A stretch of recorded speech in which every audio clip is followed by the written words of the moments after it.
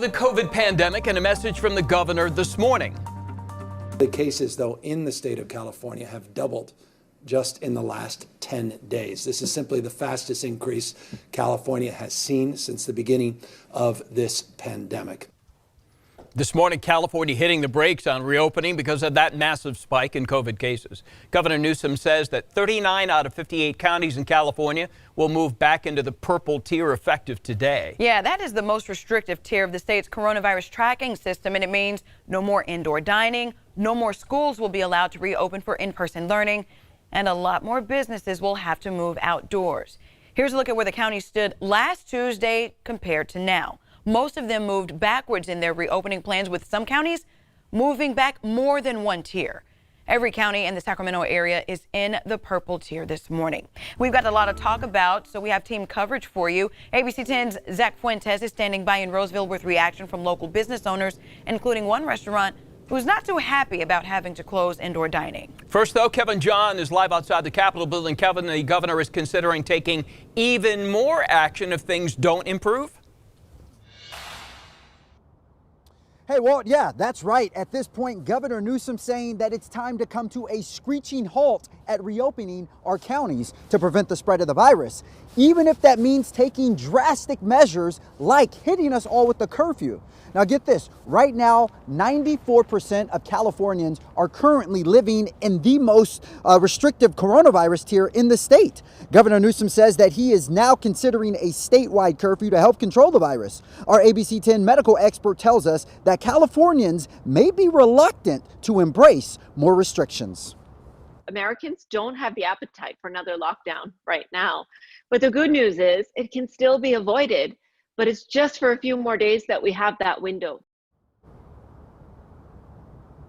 Yeah, now across the nation, New York City is placing a 10 p.m. curfew on gyms, bars, and restaurants. Chicago is also imposing a stay-at-home advisory for the next 30 days. Now keep in mind, California health officials are expected to announce more restrictions this coming Friday. Now, Zach, I know you are in Placer County, where some restaurant managers and owners aren't too thrilled about this restrictive tier that we've now moved into.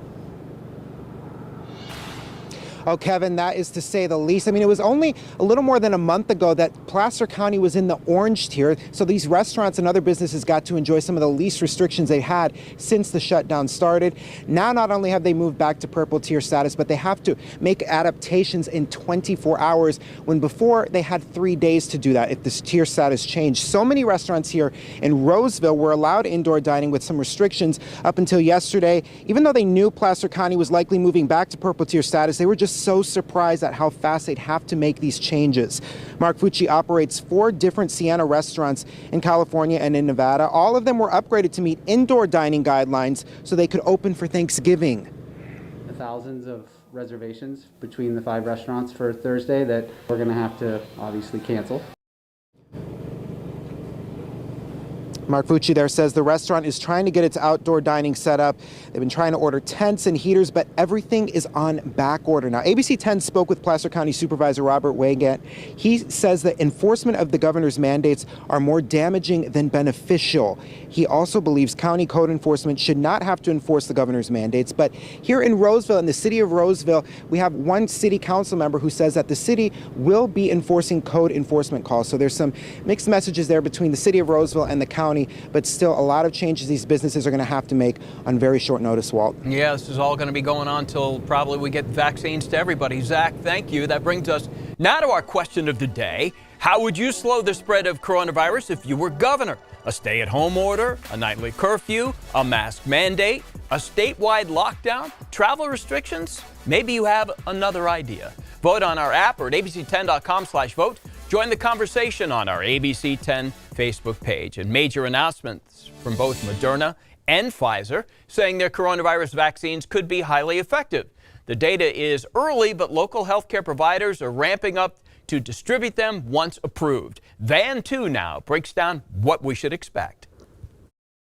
Early data from Moderna shows its vaccine could be 94.5% effective at preventing the virus. Moderna's announcement comes just 1 week after competitor Pfizer announced its own vaccine appears to be highly effective. These results can change, but both companies are on track to apply for FDA emergency use approval within weeks. If both are approved, there could be 70 million doses available by the end of the year between the two companies.